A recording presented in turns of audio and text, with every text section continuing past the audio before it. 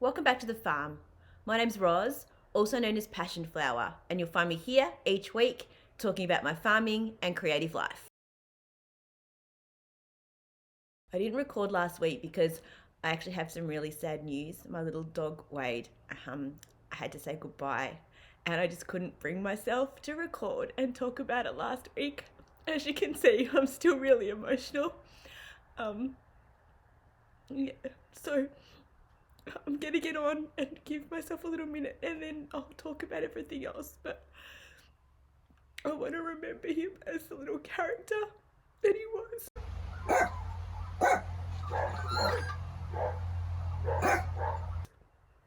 He was funny and stubborn and so friendly. And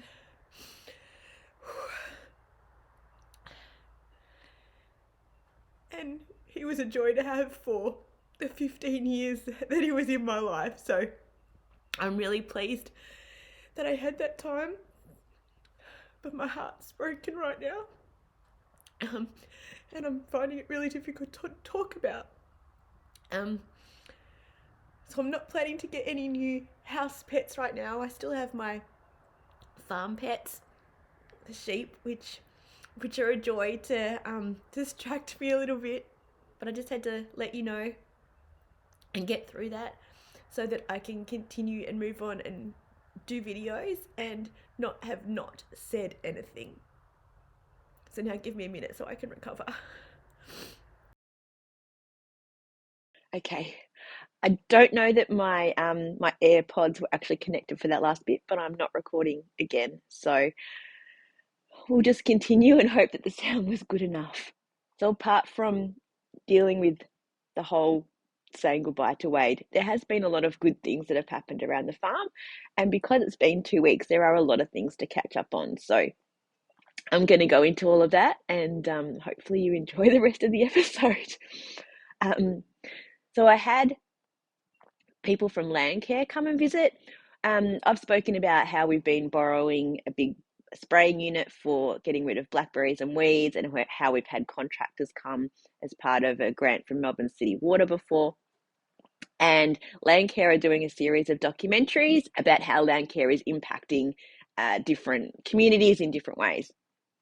So the guy who I borrowed the rig from asked if it was okay if they came out and interviewed me and took some footage of the farm and the bushland and what we've been doing here.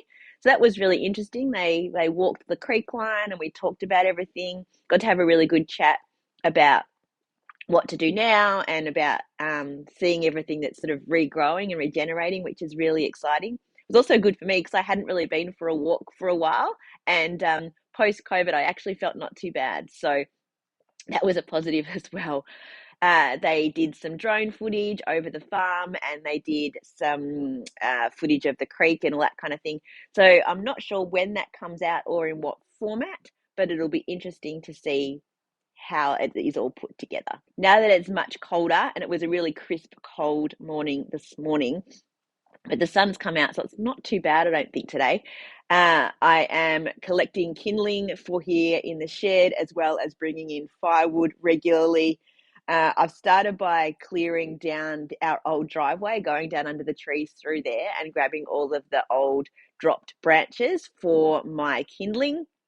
So it's nice and close here to the shed, but I will be grabbing some bigger tubs and doing some bush collection of kindling as well. We already have a large wood storage area, so I can just go grab logs from there. My firebox is quite big, so I can use some of the bigger non-split logs, which is kind of helpful because it's different. The Canaras in the house are smaller, so we can kind of get different size logs going in the different fireplaces. I've had the fire going over here quite a bit. Over a couple of days, it really heats the place up and it's quite comfortable to be in here, which is a big change from the last few years where I was dreading coming over here in the winter because it was so cold, nothing got dry. and any kind of office work that I needed to do, I would sort of grab everything and take it over to the house. Whereas now I can get the fire going and I can sit over here and not have to lug everything back and forth, and also not be freezing cold. Another development for the shed is that we have had the supplies for the mezzanine stairs arrive, which is a long time coming, really. We hadn't decided what we were going to do. We've just had a ladder, and it's quite precarious. So, you got one person going up and another person spotting them to try and get up and down. And because it's where we store, larger things, you do have to be super careful. So, getting stairs in will be great. It'll make it so much easier to access. I'll be able to put some of my yarn supplies up there so that they're out of the way down in the workshop space. And it's actually really exciting because it will also create a wall between the farm side and my side. Where my office is, it's kind of a little bit open at the moment through to the farm side of the shed, whereas on this side we've got the wall here made of tin, so it separates it out. So the stairs will be that next bit of divider, and then we can continue to develop and work on how we're using the shed. With the cooler weather and with more rain, we've started to do a little bit more gardening. My mum bought up some new plants for my little garden outside the front of my place, and I'm thinking that I will probably order a rose or some other kind of plant that will be my little representation of Wade that will go in my garden. Um, Also, lots of weeding to be done over here at the shed. Everything's been a little bit left to its own devices for a little while. First, it was too hot. Then I had COVID. There's always something going on, but it is time to sort of get in and do some more weeding and pruning of some things now that it's cooler, and to plant out the section between the two veggie boxes. It's quite bare at the moment. We've got a few plants, but kind of need to get them to sort of progress down towards the sheep without going too close, because as you know, Hurley sticks his head through the fence and eats everything that he can reach. So it sort of has to be a bit of a buffer. Cover most of that area with ground cover rather than just mulch. It will keep the weeds down and it will look nice, and it'll also start to provide a sort of a cooler environment over here once we've got some greenery down. As I said, I've been having the fire on over here to get my yarn dry. I've been doing quite a bit of dyeing. I reskeined all of the ones that I talked about 2 weeks ago, and I've actually put them onto my mesh wall display because I want to visualize what I have and the order that they need to go in for my next lot of markets, so that I can prepare what else needs to be added to it, um, and make sure that I don't have too much, but enough stock that it looks how I want it to look. So I've done some more dyeing. I've got it here in my lap. It's almost dry. I think by this afternoon it probably will be. So it will all be reskeined and labelled. I've got the labels ready to go. So here are all the colours that I have done this week. And they look really good together. And that was part of my aim for this last lot of dyeing and for putting together displays for markets, that they will mix and match really well. So I've got Sitting Pretty, Winter Sunrise, Mustard, Mint Slice, Lilac, and Hydrangea. And I need to photograph hydrangea because it's one of my new colours. I had it at the She's Crafty market and it sold out, so it was obviously a popular one, so I am going to keep it as a regular colorway. So I need to photograph it so that it will be able to be listed on my website. So I'm doing a fair bit of background website work at the moment as well, because this is all on my new base, which will be launched at the Colac All Fibre and Yarn Market, and then the next day at Lancefield All Fibre and Yarn Market. and then it will go live on my website after that. So I need to get all of the new listings done for this so that it will be ready to go. It is beautifully round and soft, uh, really good against the skin. So I'm really pleased with the new base and how it takes the color as well. As you can see, I am wearing my finished ankle. Really happy with how it turned out after the first sort of rippings out that I began with. After I had to change the short rows and also make the neck a little bit bigger. And then I also did an extra increase, which I then ripped back as well. But I'm glad that I did the extra increase that I did do, because as you can see, it sort of isn't too baggy around my arms, but it's not. Um, I think if I hadn't have done it, it would have been a little bit too tight. I've gone for sort of shortish bracelet sleeves. This isn't blocked, so I will be able to get a little bit of length out of it. But I am enjoying it at this length. It's actually really light to wear, so I think it'll be a good sort of spring autumn kind of jumper. Even though it's an 8-ply, it is a chain ply, so it's got a lot of air in it. So it's extremely light and really really soft. Um, so it was the Marisol Sisa yarn, and it's in the seaweed colorway, and I really really love it. I'm really happy with it. So I finished knitting this out of the 52 weeks of Easy Knits, and I have cast on a new project from the same book. So this time I've chosen to cast on the True Stripes pullover, and I have used all stash yarn for this, which I'm very proud of. I found the right quantities in colors that I feel all go together, and I have already finished the back and I have started working on the front.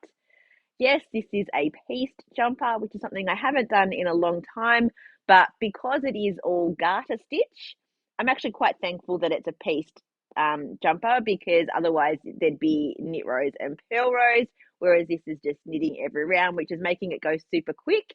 And because it's stripes, I feel like it's also going quick. It's sort of like, oh yeah, I'll just do like one more batch of stripes, one more batch of stripes, and it's easy to do in front of the TV because there's also not a lot of shaping or things to concentrate on, and it's very easy to pick up if you make a mistake in the colors. So here is the finished back. It is going to be quite large. It's supposed to have quite a bit of ease in it. The colorways are this dark green, which is being used for the hems and cuffs and everything, is by the Knitting Man Recommends. The pinky purple is by Colleen's Crafts. The cream is a Wangaratta Woolen Mills mill end that I got in a really big ball. The yellow with the pops of orange and pink is Fluff and Nonsense. And the green is by Colleen's Crafts as well.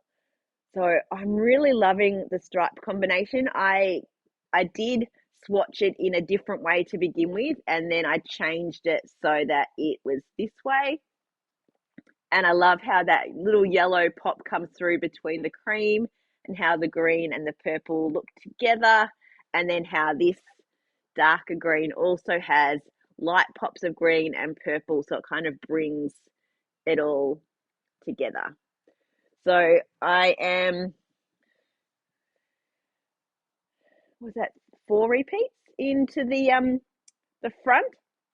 So you knit up to a certain length and then start doing the shaping, and then you add in the sleeves. I am considering attaching the sleeves and working them downwards, even though they're supposed to be worked in pieces, but we'll see when I get there. But at the moment, I'm just enjoying working the front flat. Another little crafty thing that I thought I would share with you this week, I watched a YouTube video by, I think it's called Nimble Needles. I'll leave a link to the episode below that I watched. And he was talking about some tips and tricks for knitters that are not beginners, things to sort of help your knitting be better. I'm like, just want a little bit of mindless YouTube stuff to watch, as we do. And so I was watching that, and one of the suggestions was to hack your Chiagu case to fit your cords better. And I'm like, that's really brilliant. And I hadn't thought of it, because what I had done is I was keeping them all in my front pocket here, and it was getting quite messy, and they would tangle together and you wouldn't be able to tell what was what. And I keep like basically everything in this. So now in the front section, I have a tape measure, and I have my T-pins and the little gauge that it comes with. And I also have this from Thread and Maple, which is a little leather case which has scissors and needles, and I put an emery board in here, and then in the zipper pocket here there are stitch markers. So that's what I now have in the front instead of a big mixture of cords. Then in the center, because I only have the small set, I don't have the large. So what I've done is,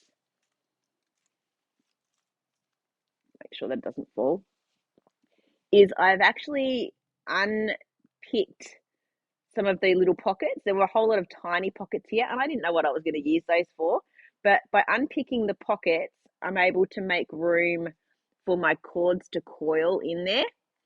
So I've got the shorter ones on this side and then the longer ones on this side.